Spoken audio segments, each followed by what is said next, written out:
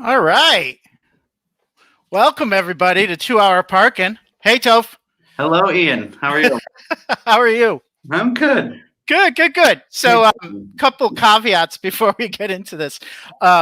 We've never tried this out before. This is dress rehearsal free.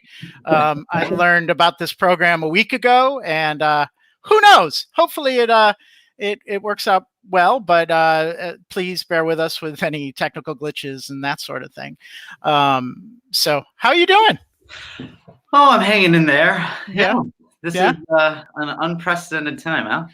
It is. It is so weird that it has brought back our radio show from. I know. Last time we were on was June of 2011, if I did my research correctly. I'm sure you did. Yeah. 9 years later, and here we are. So wow, it's been 9 years already since then. It has been 9 years. So yeah, it's crazy. So trying to keep things positive. One of the good things that coming out of COVID is the return of our radio show. If it's popular, you'll see more. If not, well, we've always done this just for us. So right. we used to not have video, so this is new. They can actually see us. Yeah. So I apologize for that. Isn't nice not having the video, just talk. You don't have no one to see your face. Exactly. For this, I haven't dressed up for anything. Yeah, I showered. You know how that's a big deal. Like there's been meetings with important people at work that I haven't showered for. So all our viewers should be thankful for that. Yes. So why don't we get into it? We got a very special guest today. All right. James Tierney, who was went to school when we worked there at Western New England, then college, now university. He has since gone on and is now a big deal professor of economics at Penn State University. He is an improviser, which I share a common interest in. And he does improv at the Happy Valley Improv Theater in State College, Pennsylvania, and a few other things that I'm sure he'll talk about. So let me welcome on James Tierney. Hey! You should have stayed frozen. Can you hear me? Hello, welcome. Oh wait, I'm welcoming myself. It's all right. Yeah, no, welcome. Thank you. Yes. To me, yes. Yeah. And I just want to say to our viewers, we James and I have done a few of these shows as not on them but watching in your seat. So please use the YouTube and Facebook comments. We can see them live, and we want to make this a participative experience. So it's more fun if you all are showing funny comments or asking questions and that sort of thing. So please do. So how you been, James? Been doing pretty well. I'm lucky in the sense that I have my wife, my roommate, and my 2 dogs quarantined with me. So there's a little bit of social interaction that I can actually have as an extrovert. It would not have been very good if I didn't have at least a few people to be around. So, trying to stay creative, trying to stay positive, trying to get through the rest of the semester. We have 1 more week left. And how have you guys been? I've been pretty good. I'm fortunate enough that I'm able to still working from home. I'm currently in the makeshift office that I've been in for a lot of the time. Both social things like this and then also work. So so I'm fortunate enough. My partner Andy and I live in our house together, and he has an event business which has unfortunately been quite affected by this, but hey, we have extra time to do other things, and it's actually been kind of a lot of fun being in each other's way. So, we're doing pretty good. Yeah. I live on my own. So luckily I am a little bit of an introvert with extroverted tendencies, but those extroverted tendencies is what made me have the ego to say, you know what, let's put myself back on a forum where everybody can listen to me speak. Yeah. I'm happy for that. This is something that the last week has brought a lot of joy back into my life. So I'm excited about it. Yeah. So James, what year did you graduate? I graduated Winnick in 08. Okay, so Yeah, we Would you overlapped take- a year then. That's it. What's that? James and I overlapped a year. That's it. Okay. Yeah. Yeah, I quit as Yep. as Topher. Oh, that's right. I forgot. Yeah. I knew you worked for him, but I forgot you didn't stick it through. It did not. It was let's just say that three years of TA or of RAing for freshmen just ended up being a little too much on the mental health, and needed to not deal with first year issues for the third time. Yeah. Be a senior, do your thing. Yep. So I'm going to ask you. We have a comment that I want to highlight, but I want to ask you, James. Did you? Can you sum up 08 to 2020 in like a minute? So I'm going to give you a second to think about that. But I also wanted to say, because again, my ego knows no bounds. Kelly Dunn gave us a love the logo up on top comment. So I just want to take credit for that. I did that. It was up to 1 a.m. So there you go, Kelly. Thank you for the shout out. Please, any more compliments you want to send all of our ways, but in particular mine, it would be appreciated. So, cool. All right, James. Yeah, exactly. That's great. Cool. All right. So me from 2008, graduated in Western New England College, drove out to California, did graduate school at UC Irvine. After 2.5 years, left with a master's degree, started a tutoring company, and was a adjunct professor teaching macroeconomics. Then after a few years of that, moved back to upstate New York, where my family is currently located. Started as a lecturer at SUNY Plattsburgh. So that would have been 2012. And then 2014, I got the job as assistant teaching professor of economics at Penn State. So we've been at Penn State just finishing up year 6 now. Wow. So Wow. That was less than a minute. But you missed some key points that I'm going to call you out on. Did you mention that you got married? Oh, yeah, I got married. Oh, yeah, okay. I thought that might be a big one. Marvin is opener. He said, "I'm here with my wife." Oh, that's true. This behind me is, so in 2012, my wife and I went, well, at the time she was just my girlfriend. We did a 62-day road trip and went to every baseball stadium in one summer. So that was a big life event. Mm-hmm. Yeah, and been doing improv the whole time. Yep. Yeah. Kim, I won't throw her up because she spelt my name wrong, so she doesn't get the credit. But Kim, your wife, said thank you, Ian. So no problem, Kim. No problem. Just it's IAN for the future. It's 3 letters. Listen. Thank you. Listen. But she corrected herself without me having to. So again, my ego thanks you. And and so you've also concurrently have done some improv and like really had, I know you're too modest, but it really had an impact in getting some improv outlets in the state college area, if I'm not mistaken. Yeah. So I was in Improv on the Rocks at Winnick, and was doing more stand-up than anything back then. And then when I moved to California, the first year of graduate school, like there's no time for anything, as both of you know when you've gone to graduate school, like it's super busy.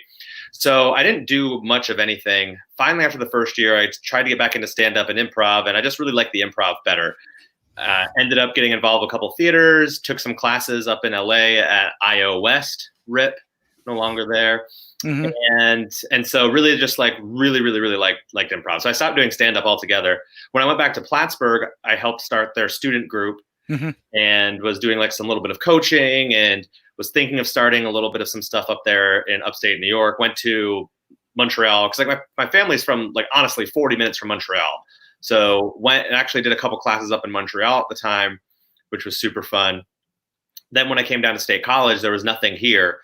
But my first 2 years in State College was just, I was transitioning from teaching, 4 classes of like 30 people to only have to teaching 2 classes, but they're both like 350 students. So trying to figure out how to navigate the large classroom was difficult, but it just meant that I was spending 50, 60 hours a week doing that. So I didn't have any time for any side projects. But right. After a couple of years, I kind of got everything streamlined into Google Forms, and everything's pretty stable. Met with some people because I was trying to do some improv, and there was only student improv. And student improv is great, but like, I don't want to make penis jokes, with 18, 19-year-olds. Right. Like that's a past life of James. Right. You get to keep the penis jokes for the adults, right? Yeah, exactly. Yeah, I mean, there's lots of penis jokes that go on still. So I found a couple other people that were interested, and we started Happy Valley Improv about 3 years ago now, and it's grown. We do classes. We're hopefully getting a festival up and running next May. And it's been a lot of work, but it's been super rewarding, especially right now, because we've had lots of people asking us for online classes and for online shows because they're like, we need something, and this is what we used to go to every Thursday night. So it's been fun. So are things like that in the works? Are you folks doing stuff like that? Yeah, we did one performance April 9th. We're using Mixer instead of Twitch, just because we have a few people in our company that are partners with Mixer. And starting the first Thursday in May, we're going to do 1-hour shows every single Thursday. Nice. And there's going to be 2 sets. So it'll be one of our house teams and one of our teams, our up and coming teams, doing about a 20-minute set with 5 minutes in between and a little bit of a host and hanging out. So that's what we're going to try and do. And then we're going to do a 4-week class, an hour and a half each week. So about half as long as our normal classes, but we're not trying to put our classes up exactly the way they were. So we have a level 1 through 4, and then we're going to do a level A through D, which is going to be the online version. Because we actually think that this might be long. I'm pessimistic on how long this is going to be, but even like this might be something people are interested in going forward. It might be a new type of entertainment. So we're setting it up as like an online track. We're calling it eProv track versus an improv track. So this would be something that someone, say, in Rhode Island could participate in. You could participate in it. All right. We are trying to keep to our mission of educating and bringing improv to the State College community, but that does not preclude other people from joining. That's awesome. I'm going to throw up a comment, James. This is from a coworker, Debbie. She wants to know, how does one find such a passion for economics that they want to torture college students with the concepts? And before you answer that, I do, just because you don't know Debbie, I just want to say one of her passions is rocks. So although she doesn't torture college students with them, she isn't a rock. So if you'd like to respond. Yeah. Well, we can all just look at current economic conditions right now. And wouldn't it be better if more people understood and knew what was going on, or had, like the great, everyone loves talking about the medical world. And, we all talk about how great Dr. Phil is and we don't, because we understand. Well, so now there's a bunch of people that are talking about this guy who's in the White House, who's Peter Navarro, who is the nut of econ. And if you polled all the economists in the world, there'd be like 2 people in the entire world that would believe anything that he said. It just so happens one of those is Donald Trump. So he's in the White House. But so just understanding the basic idea of economics, I think, would help out. I got passion for economics because of Western New England College, because of Michael Enns, who is my first instructor of economics. And I would like to hope that for some of my students, it's not too much of a torture. Debbie, it's not too much of a torture. But econ, if it's taught well, I think can be inspiring and can help with future policy. Awesome. I'll plug James's Twitter account right now and his Instagram. You need to, as somebody that works in education, I really enjoy watching James's social media presence with his students. He calls out students in the way that I think is a real student affairs way to call out students, and a little less of a faculty way to call out students. He's always posting his frustrations, so that I think students can see that it makes a difference if you schedule an appointment and don't show up, or you phone in an assignment. He's not just assigning assignments for the ha-has. He's doing it because this stuff matters. So for those of you, I know if a lot of my friends are in higher ed and work at colleges, I've found his posts pretty inspiring. So there's that. Well, I may call students out, but I also give praise and you do. I'm sorry. Yes, you also do that. It's not. Yeah, you're not a monster. Well, some days. I by no means was anywhere close to an economics major, but I did have to take 2 sequences, a macro and a microeconomics, and the professor was great, and I loved the classes. So I think a lot of times too, if the professor really is into their stuff, and you can definitely get a sense that they're personable and they have a good, passion behind it, that also oftentimes helps not make it so boring and serious. Yeah. I'm sure James does it great. Well, sometimes. I mean, there are plenty of students. Professor, improv. I'm sure you do a great presentation with your students. Yeah, and there are plenty of students who don't find it interesting, and I just have like straight one-to-one talks with them. Like, hey, there's lots of stuff that I hate, but I had to do it. Right. So you just have to like get through it. Like that's life a lot of times. So if that becomes my class, that's okay. Yeah. Try to take something from it, and maybe in 7 years from now, this is really interesting. I was in the Detroit airport, and this woman came up to me and was like, "Hey, I was in your econ class a few years ago," and I was like, "Oh, awesome! I hope you had a good time." And she's like, "Yeah, I still always think of marginal benefit and marginal cost." And I'm like, "Oh, what's your major?" Thinking she's in, and it was it was something probably with rocks, right? Or something like that. Yeah. But it wasn't econ based. So I'm like, hey, if you could take one thing around, it'd be fun. That's awesome. Kelly Dunn mentioned that you gained 2 followers. So there you go. Her, and I would imagine her fiance, Jeff Hancock. So yeah. Followed her.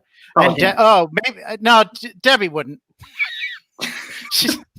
But she did say she does have a serious rock collection. So I've seen it. It's true. She's also broken quarantine to walk. She's I'm going to rat her out. She and I took a walk on the beach to gather rocks 6 feet apart, but definitely against the governor's orders. So I'm expecting the governor to knock on my door anytime now. Well, I mean, I don't know how you're in Providence is my guess. Is there anything else in Rhode Island? No, I'm actually down. I'm a mile from the shore. I'm really blessed. So there's literally nothing. There is literally nothing. If you think Providence, actually, I'll stick up for my city. It's a pretty good city. If you like to eat, man, is it a good city. Yeah. So there you go. You'll have to come when you come to perform at the Improv Guild stage. I can't wait. I wanted to make it up to that area. I mean, Kim and I have been. This was the first. So last summer, Kim and I we moved to a new house, like closer to the university. It's it's more expensive. It's bigger. So the whole summer was based around finding that house and getting into it. And so we didn't do a lot of traveling last summer. And the summers before that were, not as big as we would want to be traveling, just going back and seeing family. So we had all these plans for this summer. We were like, oh, we could do this. We're going to go out to Boston, see people in Massachusetts we haven't seen in a while. Yeah. Yeah. I know. I know. It's plans are on hold.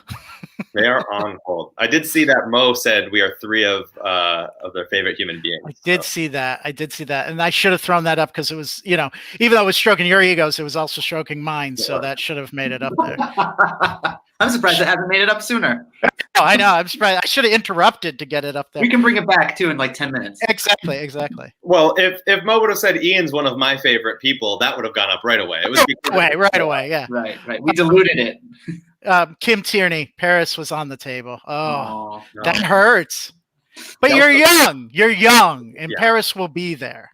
Hopefully. Delta was doing a great deal. They still are, but you can't. Yeah. The Eiffel Tower is pretty empty about right now, I would imagine. A great time. Yeah.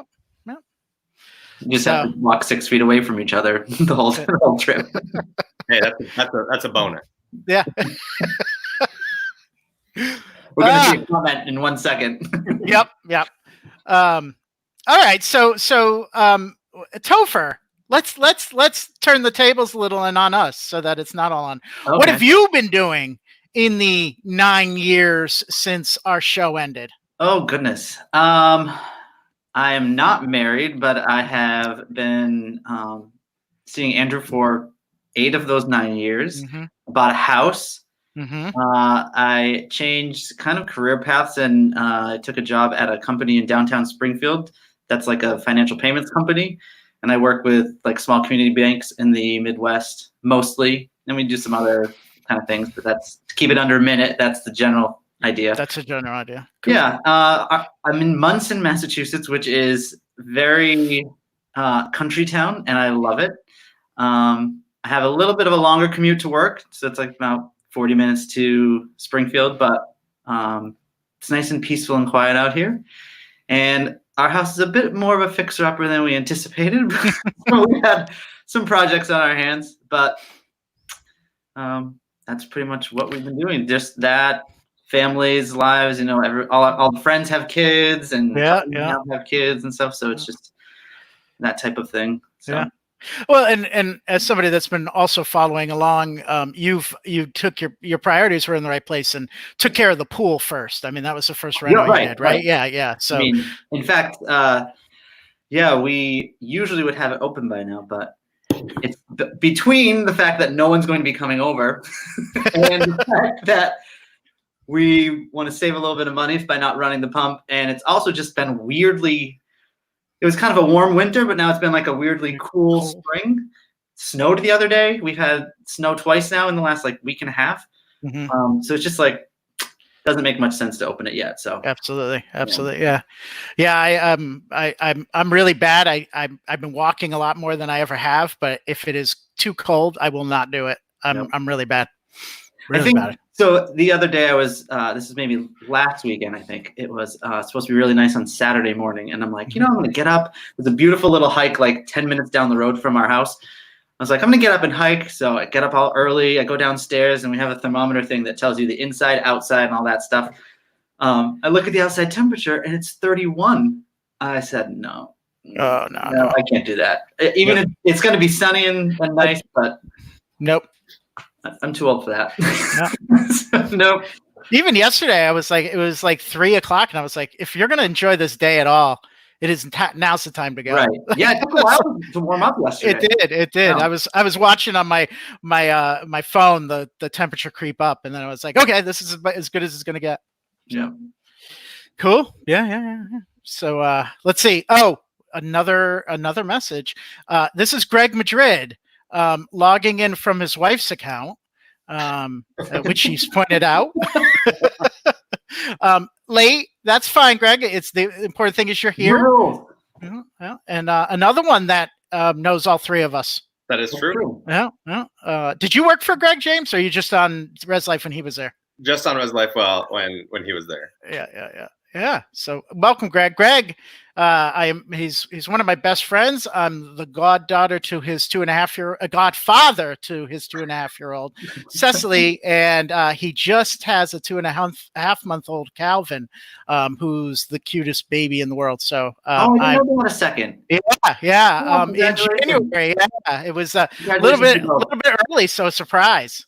Yeah. Nice. Yeah. Kelly asked Yeah. what Ian's been up to for the last 9 years, which I was going to ask, but we went right to Teresa/Greg. So no, the rule is, what have you been up to? Let's see. I left.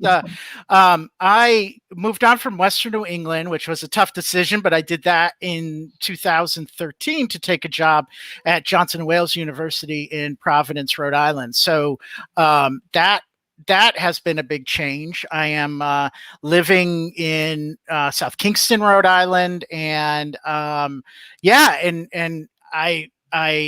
it's been 2012 I started taking improv.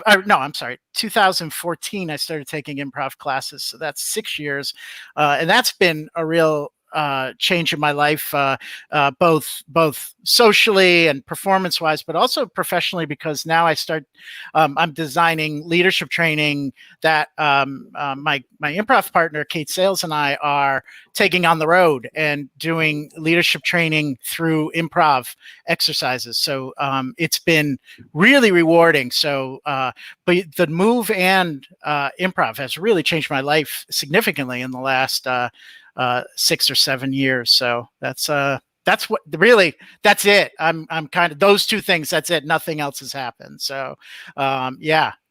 As with most of us, it's been like one thing, and just everything else is just. Yeah. No. But yeah, really enjoying life. I was super excited to see you getting into improv when I saw all that stuff. So yeah. I was too for him. Yeah, I was for me, I always did theater. Like in high school, that's kind of where I really started making a lot of friends and had a great time. And then at Wennick, I was part of the Stageless Players for a while, and that's where I actually became good friends with Greg Madrid, who we just talked about. And then given the working in higher ed, especially in student activities, student involvement, your nights and weekends are inconsistent. So doing a play and I couldn't imagine doing like a hell week of rehearsals and things like that. So then, I got to Johnson Wales and I was like, I really want to find things outside of work to kind of get involved with. And I had actually, Improv on the Rocks and James were some that I watched, and I was like, that looks like a lot of fun. And I know Aaron Toomey, we used to work with, had always talked about taking classes and that sort of thing. So when I saw, actually, when Robin Williams passed away, that really rocked my world. He was a real influential character, and I read an article about his improv in his life, which I always knew him from his characters and all that stuff. I didn't realize how he really started with improv and how important that was. People do. Yeah, a lot of people do. Yeah. Now it's on my radar. So any article that mentions improv, I'm like, ooh, they did that as well. But so I found the Providence Improv Guild and went through their levels, and I've been on a house team ever since. So yeah, but it's amazing. Yeah. Yeah, and I met a few people from PIG. Yeah. At Improv Utopia East. So. Yeah. Tina, who I hope to have on the show. She's we have a team that we're on together. I'm on two teams right now, so she's on one of them. And but we've always been on a team together since both of us started. So she's one of my favorite people. Yeah. So that's improv. But when I left Western New England, because I was in residence life at Western New England, like you said, Ian, you had all these nights and weekend commitments with students. And of course, I didn't just do res life stuff. I advised different clubs and I did things. So when I got finally a little bit stable at, to use James's words, stable with work, and I kind of knew what a year would be and everything. A couple of years ago, I ended up doing, I went actually to Exit 7. That's as of Exit 7 off of the Pike in Ludlow. There's a theater house, and I went and I saw the producers there, and I was like, they look like they're having a ball. I said, I need to figure this out. So I checked the back of the program, and I looked up upcoming auditions, and I ended up auditioning for Addams Family, and I did that. That was 2 Halloweens ago, so this year will be 3 years already, which is crazy. That's been 3 years since I've done that.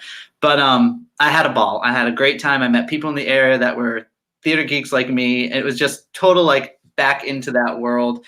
And I've stayed in touch with a lot of them and friends. And actually I was going to possibly audition for something soon, but with all of this, everything's kind of just put on hold. So we're going to see how that goes. And we were supposed to do a Christmas show that didn't end up taking off. So that was like the last thing that I had in the books. But hopefully once it's all done, get back into it. And it was nice to reconnect with some sort of art form and have that in your life. Yeah, I agree. I listened to that.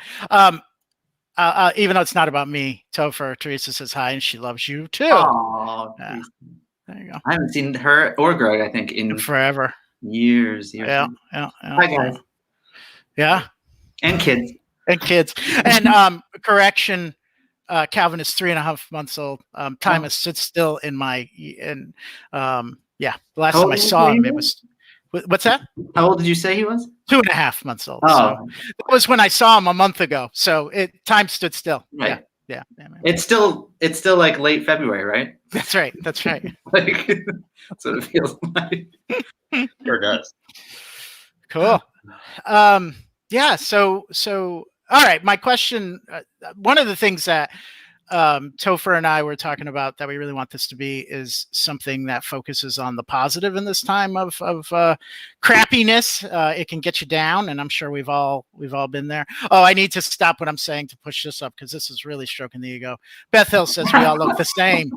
I don't know if I take that as a compliment because I would like to think that have grown out of my awkward undergrad years. Nope. No. Nope. Oh, yeah. It suits you, James. Yeah. So I by anyways, no means look the same. I have a lot more laugh lines, and I started giving this side. I started giving myself a haircut yesterday from this line here down, ooh, and I stopped because it was taking too much time, and I thought I was going to be going to mess it up. So I'm like, you know what? It's just going to have to grow out, or I'm just going to shave it all off. Yeah. Yeah. So that right now I'm at the grow it all out yeah. portion. Yeah. About 3 weeks ago, I was at the point where I was like, okay, we're going to be in quarantine for a while. And I've been contemplating going with a close to nearly shaved head look because I'm losing all my hair, as everybody can see. And I put a poll up on Facebook, and it was overwhelming. People said, yeah, definitely shave your head. But there were like 5 or 6 people that are in my life, and I really value their opinion. And they were like, don't absolutely do it. Don't do it. So I was like, I suspect the overwhelming people that said do it were like, oh, this is just entertainment for them. They don't really care about the repercussions. So I've yet to do it. Although I did order clippers. So I have the means to do it. So who knows? It may happen. Oh, yeah, we do have James who did wear a shirt with a collar. Yeah. I'm still wearing sweatpants though. I had to do a webinar Wednesday night for the liberal arts college at Penn State about like the economy going forward for graduates, which was awful because I had to be the bearer of bad news because it was like career services, and I'm like, good luck. So I wore a nice shirt and I just had pajama bottoms on the entire time. Like, that's awesome. That's awesome. I am wearing jeans. I am wearing jeans too. I have an irrational fear that my boss is going to do something like, okay, lower level check, and like just that sounds like something I would never want a boss to say.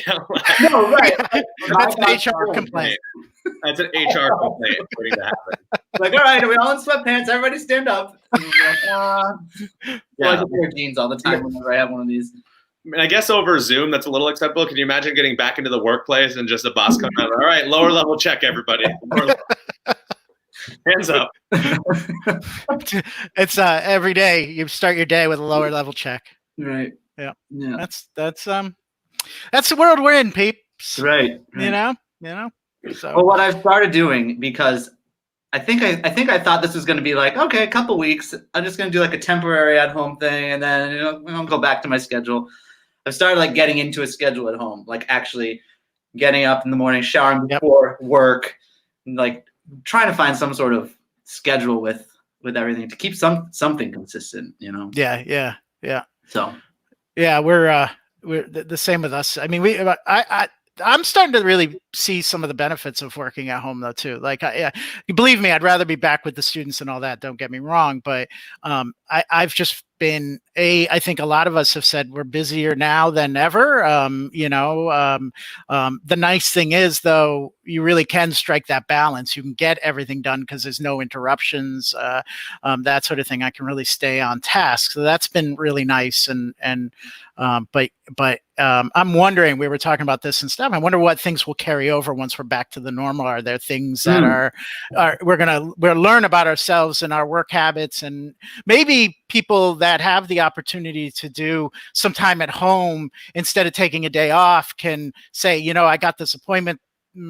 I'm just going to work from home today and not have to do it. And the work world realizes people don't stop when they work from home. Because I think that's been the big, everybody's going to be home and no one's going to work, and it's all that. And I don't see anybody like that, Yeah, well, I think there's going to be a lot of, hopefully, positive takeaways from them. Environmentally, hopefully, there's a lot of positive takeaways that just, we don't need to be traveling back to and from a destination work. I know at least for like us in our office, we really kind of can all do everything from home. So now our company could say, do we need to pay for rent? Do we need to pay for, the office space and all that? Is it cheaper to get everyone a laptop and do remote check-ins than it is to have everyone come into the office? Everyone's paying for gas. So I think maybe economically, there's going to be a lot of different things that might come out of this, that things just structure differently. Mm-hmm. Even companies structure things differently. Yeah. My boss has already said, after this, he's like, I think I'll do Fridays from home. After wow. So I do think there'll be some changes. Yeah, for sure. It's been cool. What about you, James? I mean, I agree that there are going to be changes. I hope my biggest fear is that the pendulum will swing too far one way, and then we'll see the other side of the coin and unintended consequences. Mental health issues maybe popping up from not having that community that's going on. I think it's gonna be really difficult for higher ed, to be honest. I mean, we're keeping it positive, so no, I've been thinking about it. Like, I mean, teaching is just horrid online. And the good parts about being an educator, of being able to have people dropping into office hours and talking about stuff, or meeting to talk about a research idea, or hearing about what they want to do for internship. Like that's the reason why you stay up till the 1 a.m.s to grade or to do this or that. So really what this has happened now is all the crappy parts of teaching are what you still do, and all the good parts are not there. The benefits are very, very low. Now I'm hoping that if I had enough time to actually plan out what I would be doing, rather than like for Penn State, like we got the email on Wednesday of spring break that, hey, students aren't coming back. And a lot of universities gave an extra week off. We didn't. So they were like, by Monday, have your stuff ready. So like 4 days to figure out how to actually, and I'm super lucky because I already teach one class every semester online, but it's different because it's World Campus students from around the globe, and you never meet them, and it's all like a lunchbox of like, here's all the lessons, here's the assignments, like administer the course. So I'm hoping that I'll be able to be creative enough to figure out how to make the class as best as possible if for some reason the fall needs to start off that way. But on a positive note, I think two things. I agree with you. One thing that this has taught me or shown me is that how much balance is key. So I think you're right, not letting the pendulum swing too far, finding a balance between the good things, the benefits you can get out of maybe trying things in a different way, but then also sticking to some things that really work because we're social creatures and we kind of need that. But what you just mentioned, creativity, what I have loved about this has been the way and the creative things that have come out of this. I was talking with some friends from high school right after this because, everybody was like, oh, let's do Zoom. So everyone was meeting. So I'm talking to people that I haven't talked to in forever, in some ways like this. James. Right. So I was talking to my friends from high school, and one of my friends, she works for the Vermont Symphony Orchestra. So she was like, oh, I'm just really nervous, with the events and all the things. And I said, I bet there's going to be a lot of creative ways that people are going to start doing some things around this. You'll see. And sure enough, even just down to the creative ways that people still display like communications through, like hearts on windows as you go out to the grocery store, or just different lawn signs, and like people are finding ways and creative ways to still be positive. So that's been really nice to see, and just the ingenuity that comes out of people having to figure things out differently. Maybe sometimes we need that, that spark to consider a problem in a different way. Yeah. We have a question for all of us from Beth Hill. Where's the first place you would go after all of this is over? Like travel, probably. Is that what it is? Or all the bands are off. What's the first thing you're gonna go do? Well, the first real trip I'll try and make would be to Vegas. Yeah. I mean, I just think that will cover a ton. Like, I could go see shows. I can eat world-class food. I can gamble. I can drink. I can stay up till 4. Like, I just feel like all the things can be done in one trip. All the things. But more realistically, I want to go out and see some live music. Yeah.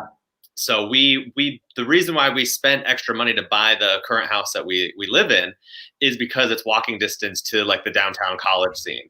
So we're less than a mile away from a couple places that do bands every Thursday, Friday, Saturday night. So getting out and just going and hanging out and listening to local music, I think that's like the first weekend that's already. And that's the last thing I did, which was. Well, probably a little later than I should have been. Like, I recognize that, I did a stand-up show because I still do some stand-up, and so I did a stand-up show on that Friday, Saturday, the 13th and 14th of March, like right before everything shut down. Right before St. Patrick's Day, yeah. Before St. Patrick's Day. And so we did the show, and then I went out afterwards to a local karaoke bar. And this was the Saturday night. And you could just tell, like, they were, like, everything was so clean, even though this place is one of the dirtiest places I've ever been to in my life. I mean, it would, the places in downtown Springfield to make this place like so. And like, they were doing karaoke, but they had like Lysol wipes that you would have to wipe down the microphone before and after everybody, which when you come to think about, that's probably what you should be doing normally. A lot of the hygiene people are doing should have been doing before this. Yes. Yep. Yep. So that's what I would do. My trip, my non-local would be Vegas, and then just kind of going out to local bar would be my. I think it was that weekend in March. We had gotten Andy's parents tickets to see Tony Bennett at Foxwoods on the Friday night. And then that Sunday, we were going with friends up to Northampton to see Postmodern Jukebox. Oh, right. And Postmodern canceled like earlier out in the week, but the whole week, Tony Bennett was not canceling. And at that time, that was like, this is really affecting the elderly community and everything. And we're all like thinking, why is Tony not canceling his show? This is so strange. We're like, well, we'll just go if it still has it. And it was Friday morning. They ended up canceling his show. So I would like to get out and see some sort of, whether it be musical performance or I think something like that. It'll be nice to get back. There's just a feel when you're with a crowd and you're all enjoying something together. They try their best with some of the specials I've seen on TV, and it's really cool to see some of the streaming things. And it's cool in this moment, but it's nothing like being there with a live audience. Yeah. So I'm just hopeful that doesn't go away. So Topher, Kelly Rich wanted us to say local and not local. So let's change the question a little bit. So you talked about local. Where's the first place you'll travel to? We were starting to plan January, February, a trip to Brazil, February 21. Mm-hmm. We were looking at that. I have some family out there that I had talked to when they came out Thanksgiving, and I have a friend from New York City that lives out there, and he owns his own restaurant. So we were going to kind of make like a whole trip around, 1 week staying with some family, and then another week getting taken around by my friend. So I would like to revisit that trip. It'd be great if we could book the prices now. Yeah, I know. We were almost about to book as they started dropping, but then we're like, oh, we don't know how long this is going to go on for and whatnot. So I think somewhere out of the country, maybe. I've only been out of the country once. Andy and I have never done an international trip together, so that's definitely on our agenda. Yeah. Good. As for me, I've been saying this is for local, it's a no-brainer. I have a pretty regular, Kate Sales, my improv partner, and I go to Camden's Restaurant, which is James, you'll appreciate this. It is a restaurant that's attached to a bowling alley. So it's a sports bar, restaurant, bowling alley, and they do prime rib on special on Saturday nights. So it is something that I love to do, and I've missed it. More for the camaraderie, because there are characters in this place you would not even believe. It is just a character study while we sit there eating wings, watching people that hopefully I'll be able to recreate on stage, and she recreates on stage and that sort of thing. So I miss that terribly. I'm not much of a traveler. I'm kind of living where I want to be. I'm looking forward to, I live at the beach during the summer, so I'm really hoping beaches reopen and that sort of thing. Although I will say my sister's quite a traveler, and one time I'm going to totally invite myself to go with her husband, and my nephew to they were going to go to London in April for April vacation. I wasn't going to go to that, but if they reschedule, I might say, ooh, I'll join in on that. So. Yeah, cool. Topher, you got a question from go ahead. Go. I was just going to say, I haven't had sushi in a long time. Ooh. So all the sushi places around us are not open for takeout. I don't know why. So selfishly, that would probably be one of the things too, is that I would like to get like a nice sushi meal. Nice. Topher, this question's for you. Can we get a review of the Polar you were drinking? Oh, yes. I don't know if this is going to be backwards or whatnot, but this is Nope. the Blackberry Mango Punch. Ooh. This is the summer flavor. So in town here, we have a little IGA, which is an International Grocers Association. So our town's really small.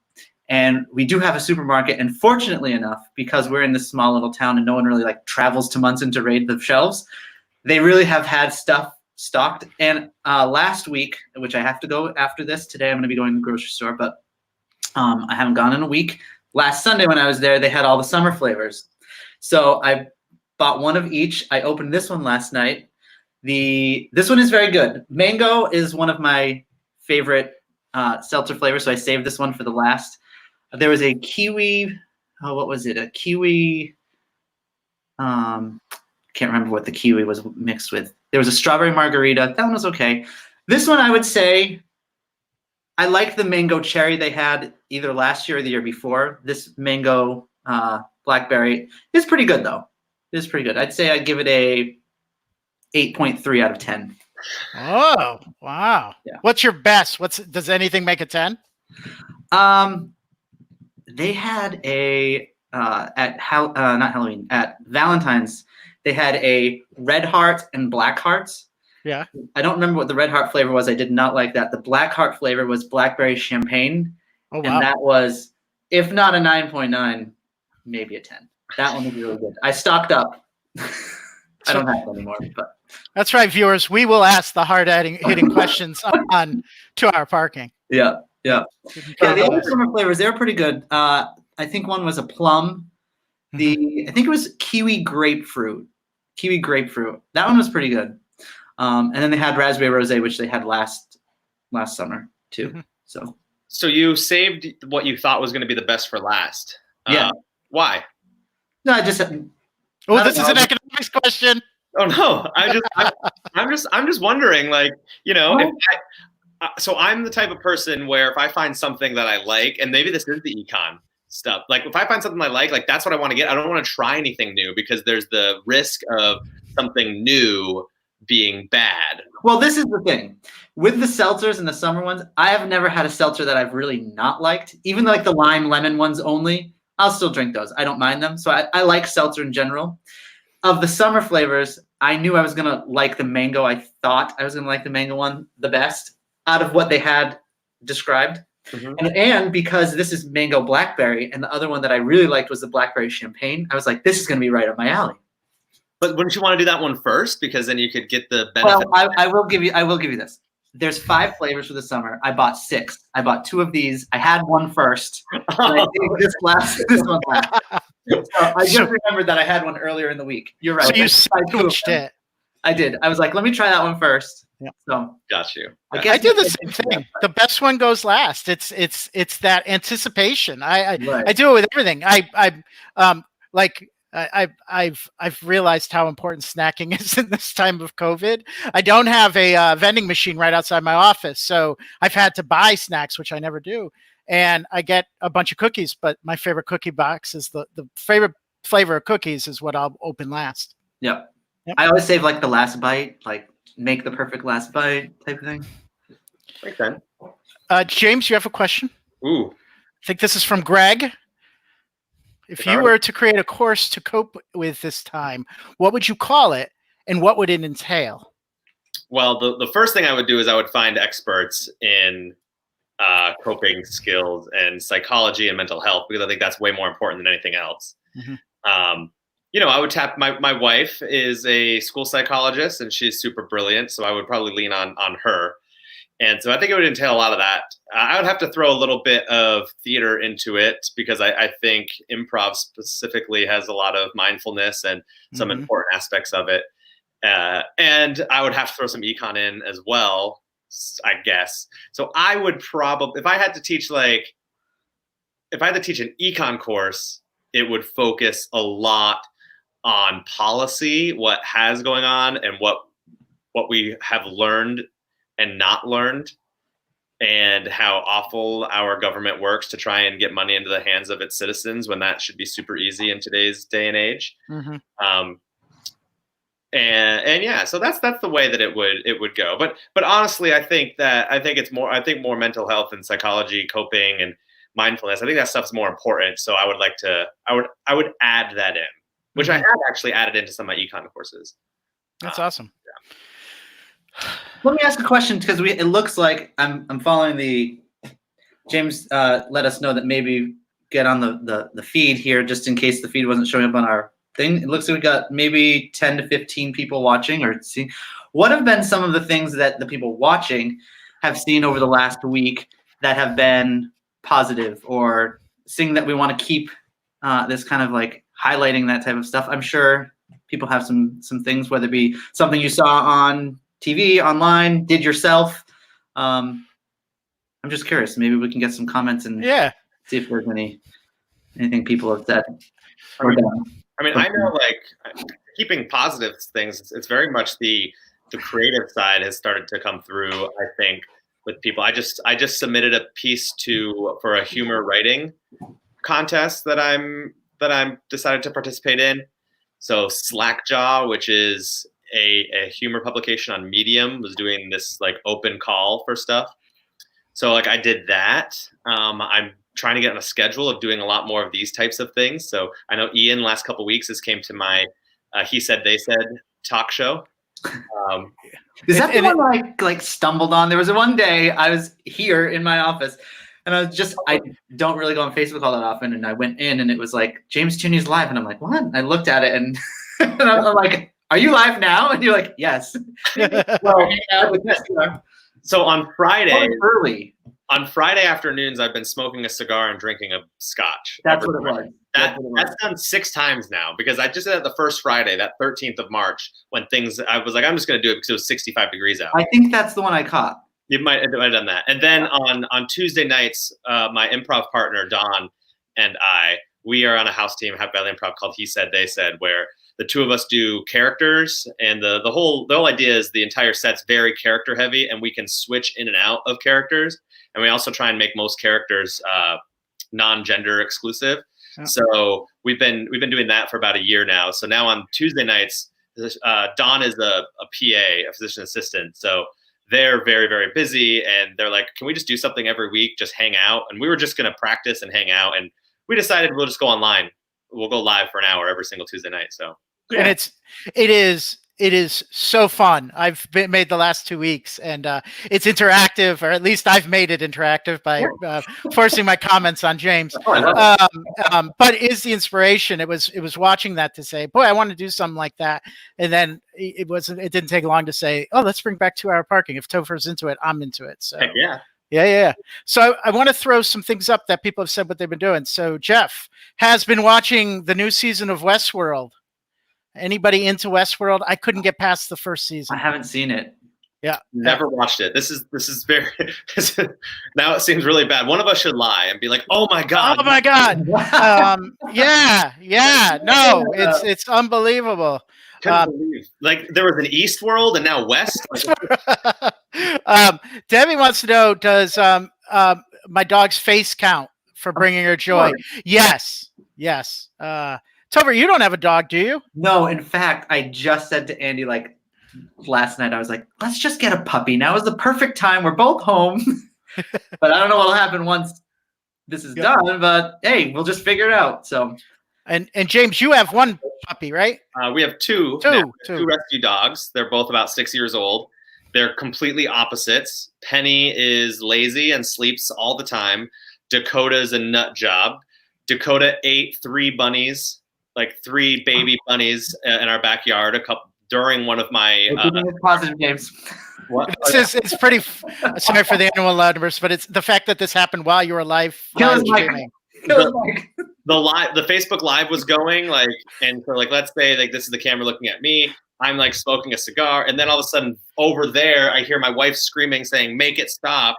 And there's little rabbits jumping around the backyard, and my dog is just eating them and just swallowing them and then finding another one. It was traumatic and hilarious at the exact same time. Like, why put your nest? Like, our dogs are outside all the time. Like that rabbit, I don't want to blame. I know I do want to apologize. I know we have 3 vegans watching this right now. So on behalf, James's experience does not represent the policies of 2-hour parking. He's the animal killer. Put a picture of your dog's face up in the comments. We want to see it. Yeah. Let's see. Debbie did have something else to add. She's been enjoying creeping on my neighbor's bird feeder. It's been 18 visits and they haven't called the cops on me yet. Keeping track. Well, I have more questions. Like creeping on the bird feeder. Like, are you going up and like? I don't know. Those are all valid questions, James. I'm curious myself. Yeah. We'll wait for that response, but let's see. Kelly Rich, this is long. I don't know how it's going to happen on our feed, but it covers James completely. James. That's probably better. She's as a military spouse. This allowed for so many people to be able to understand the struggles of being isolated as we move. That's a great point. Many people have said that they have a much better perspective on how it can be to be alone and keeping up long distance friendships. We have had so many old friends make more of an effort and start up long distance game nights for euchre and trivia nights and as a team through a streaming service. Yeah, that's a great point. Military families move around a lot and they're always leaving those relationships that they had behind and then have to create new ones. And I can only imagine how hard that is.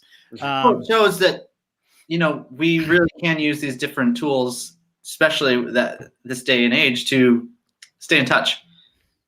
Yeah. A lot more. Yeah. Yep. I've actually, now we've set up every Mondays is a Western New England college from my student days. One of my roommates emailed last week saying, want to do this. And we got 6 or 7 of us chatted for an hour, saw each other's lives, pets in their lives, kids in their lives. And it was really rewarding. And now we're going to do it weekly because what else we got going on, Right. So that's a great point. Let's see. I'm just making sure I'm going in order. Val Romanella in the house. Val. Western New England alum, grad assistant for me, now in higher ed. But she's enjoyed virtual game nights with friends. It's sometimes hard to get a group all together, but thankfully we've been able to do it. And I hope that continues when we resume normal as people live in different states, different schedules, etc. Yeah. So it seems like similar thread. Yeah. Have you all played any online games? Last night Kim had us download. It's pretty much Cards Against Humanity, but it's called Evil Apples. It's it's the Cards Against Humanity game, but it's all on an app. So it's an app. Yeah, and we just played that. Like we had Zoom up with 7 other people. We did the same thing on Friday. I found the board game Arena. It does board games virtually, and we did a Zoom. We played Yahtzee. It was okay. But then we did. One of my friends found a Cards Against Humanity web-based one. Yeah. And it was a lot of fun because you could see people move the cards around and everything. Right. So it created a board. I don't know, Kelly, if you still have that link, if you could throw it up in the comments, that was a really fun experience. Yeah, she was one of the people that played. Or Debbie. I don't have it in front of me, but we'll share that up. If anybody has any suggestions, throw it up in the comments. I did a Zoom Jackbox games, which someone had it up, I think, like on their laptop, shared the screen, and then everybody you had to kind of use 2 devices, I guess. One where you're watching the game and the other one where you're actually participating. Right. But yeah, that was a lot of fun. Those were super fun, yeah. Oh, important news. If you want to see James's dogs. That's right. You can find them on Instagram. They have their own Instagram account. Oh, okay. They do. Now I wish I had plugged that instead of your own personal handles. It's probably best. Let's see. I'm falling behind on these comments. Hold on. Kelly Dunn, watching Little Fires Everywhere, the morning show, What We Do in the Shadows. I will co-sign What We Do in the Shadows. That is one of my favorite shows. That's a show? Yeah. I've never heard of it. It was a movie first by Taika Waititi and Jermaine Clement from Flight of the Conchords, and it's a vampire it's in the same vein as those interview shows like The Office and Spinal Tap and all those okay. things. But they follow along a house of vampires navigating in the real world. So the movie was set in New Zealand. Now they've made a TV show with brand new characters set in Staten Island. It's called What We Do in the Shadows, and it's on FX. It's an FX show, so it's on it's programming. I forget about that, which means that it's on Hulu. So the day after it airs, you can catch up. Second season, I think there's 10 episodes in the season, half hour. Oh my God, belly laughs. And again, most of it's improvised. You can tell, but it's funny. So I'll co-sign that. Nice. I'm Little Fires Everywhere is on my list. The morning show I couldn't get into. I don't know if anybody. That's Julia. Reese Witherspoon and Jennifer Aniston and Steve Carell. Yeah. It's centered around a Me Too scandal at a morning show. Like a comedy drama, right? A little bit. Yeah. So I need to give it another chance. I just saw the pilot and then never went back to it. So cool. All right. So that's Kelly.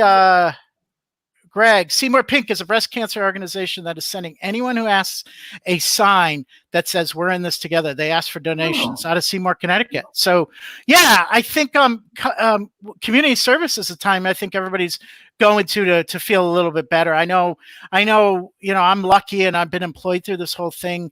Anytime I get some sort of entertainment from a local there's a lot of people that are trying to do live streaming. Live streaming. What's that? Yeah, that's another topic. So I'll try to support them with donations and things like that. Little artists, musical artists that have done live streaming, I've kicked to their PayPals, and I'll do a shout out to a local. A friend of mine has been doing that with Venmo. Yeah. Venmo gave them $20. Venmo said, "Oh, we see you've been supporting lots of local things. Here's $20 on us." Oh my God. Yeah. That's awesome. I was surprised. That's really cool. Yeah. So support where you can. And a lot of people I know in my community, I got a lot of requests saying, "Hey, I'm good with sewing and fabrics. Do you need a mask?" So if anybody needs a mask in the area, they'll drop one off. So there's a lot of that I've heard a lot about. Yeah. Cool. You guys are great with the comments. We did a lot. Back to Debbie's birdhouse. She stares from it from the sidewalk. Safe distance. So you're not actually trespassing or breaking the law. So they could be creeped out by it, but they can't legally. They can't really do anything because you're on the sidewalk. Good for you. Thanks for the shout out from Val. She's doing Jackbox Hames in cahoots. Mm-hmm. Here's the link to the Cards Against Humanity that we played. Thanks, Kelly. Nice. And it's called Remote Insensitivity. That's the name of the game that we played. That's blatantly stealing Cards Against Humanity's intellectual property. Yeah. They wouldn't care. I don't think. Yeah. And I'm sure this is bringing him joy, but I don't know if this is what he meant. But Jimmy James used to be my econ tuner. He got a C-. So from Rob Ryrie. That's a passing grade. It's a passing grade. And Rob, in fairness, that's really good for you in any subject. So, there's that. I remember when I was my senior year, I don't remember, Rob, if it was like tutoring or if it was the whatever they call it, like the undergrad assistant. I forget what it was called. This is bad because Mike Enns and I wrote a research paper on it. Supplemental instruction. So Harry out of Dean Zern's office was running it at the time. So supplemental instruction. And that was where like students come in. That was my first taste of like really teaching like a small section, which kind of solidified that I wanted to go into grad school. So I wonder if it was through that. The best tutor, yeah. I can slice the sarcasm with a knife. I feel like. I would agree with this. Becky says Rob should be our next guest. Yeah. And we are looking for guests. So reach out on our page. We pay really poorly. But yeah. People like Rob, Val, we had on our show. So absolutely. So we'll interview everybody and anyone. Yeah, yeah, that we're that desperate.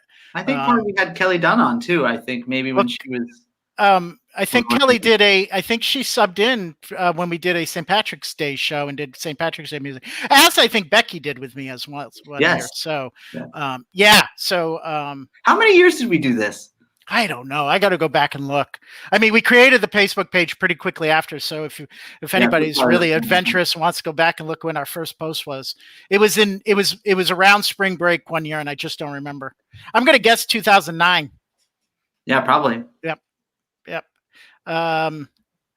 Cassandra Weston says, "This is giving me life while I make some masks for my mom." Good. Well, thank you for doing that. Yeah, that's awesome. Yes. And then Cassandra, I presume.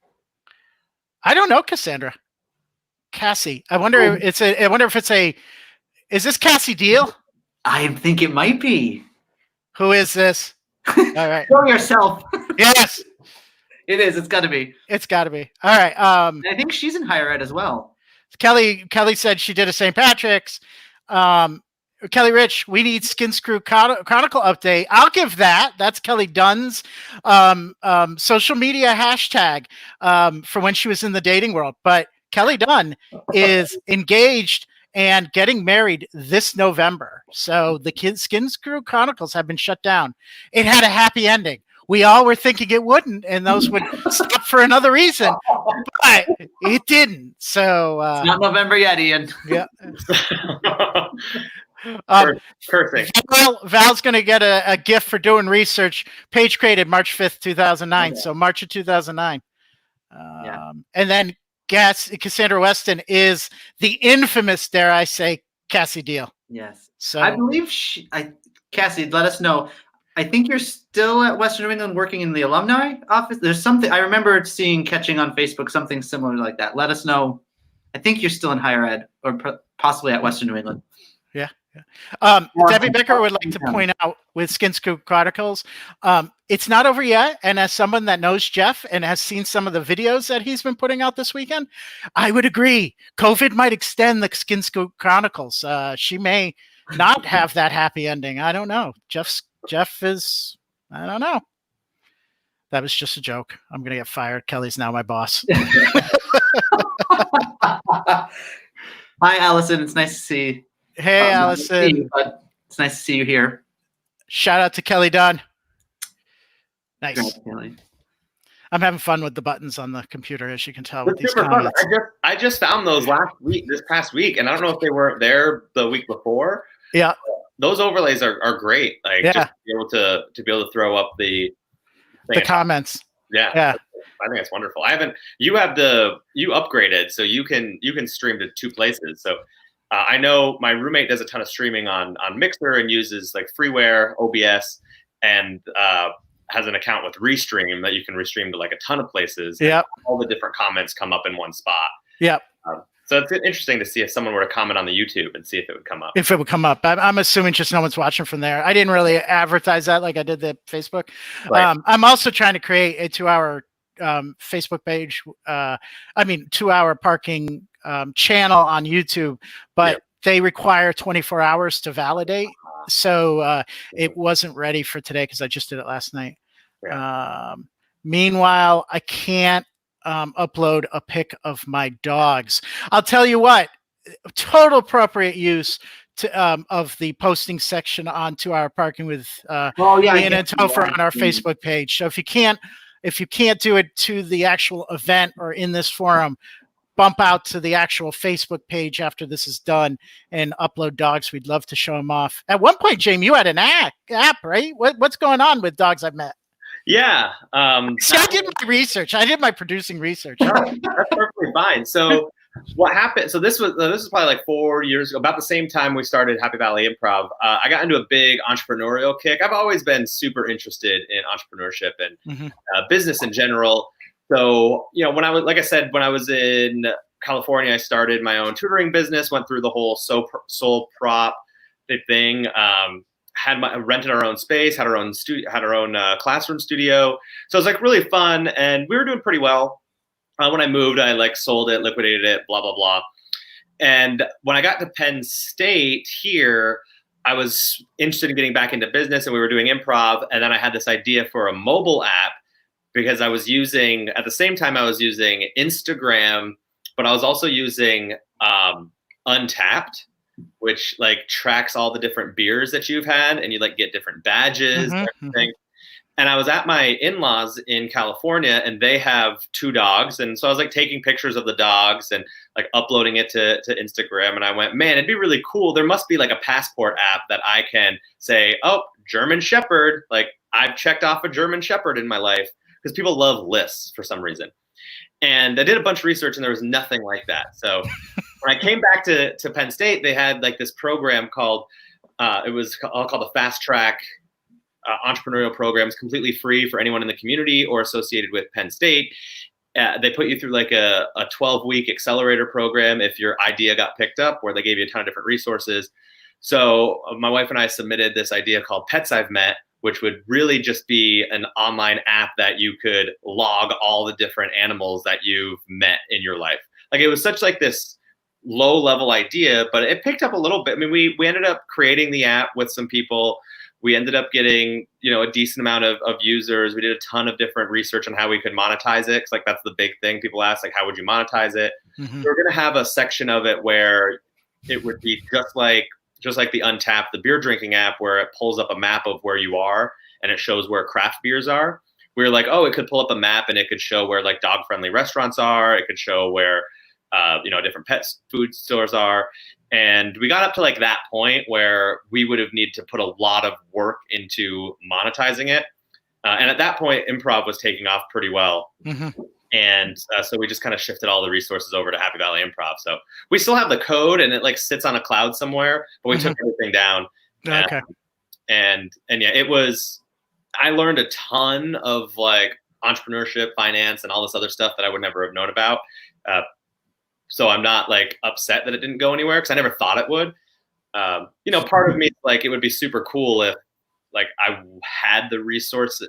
We listened a lot to how we made that, or how I made that, the podcast. Yeah. Entrepreneurial podcast.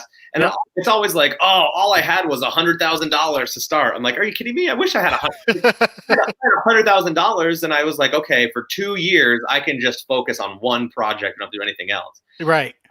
It would be interesting to see where it would go. But yeah, that was a project that was that happened in the Tierney life a few years ago. And just to explain it, if you encountered an animal walking your dog and you're like, oh, that's really cute, I'm going to take a picture of that, and it would upload, and you would make connections that way. Correct. And you would have what's called the pet passport. So you could go into your own, and it would say like, James Tierney has met 32 dogs. And you'd click on it, and it would show all the pictures, and it would have dates, and you could tag it. So that way, one of the ideas we had was, a lot of people go off to college, or they leave and they have their family pet at home. They don't get to see it that often.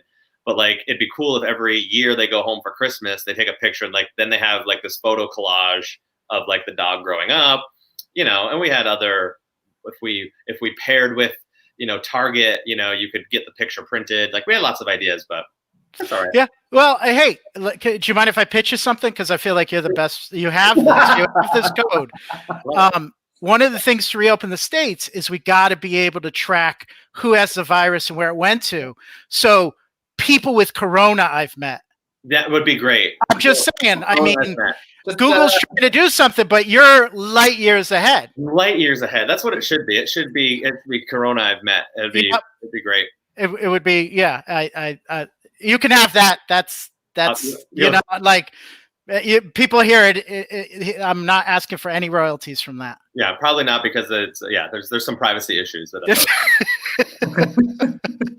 government doesn't care about privacy issues. Oh, no. Stop! This isn't a political podcast. I promise, or interview show. I promise. Not yet.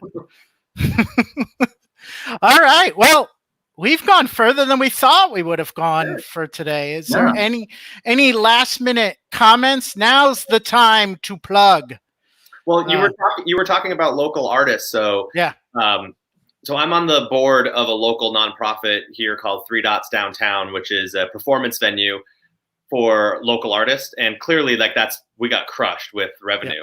Yep. So my roommate Jason is the president. I'm on the board. We've been holding Facebook Live concerts to help support both the local artists and everything. So it's, I don't think I can type in here. Maybe I'll go on, but it's just State College Live.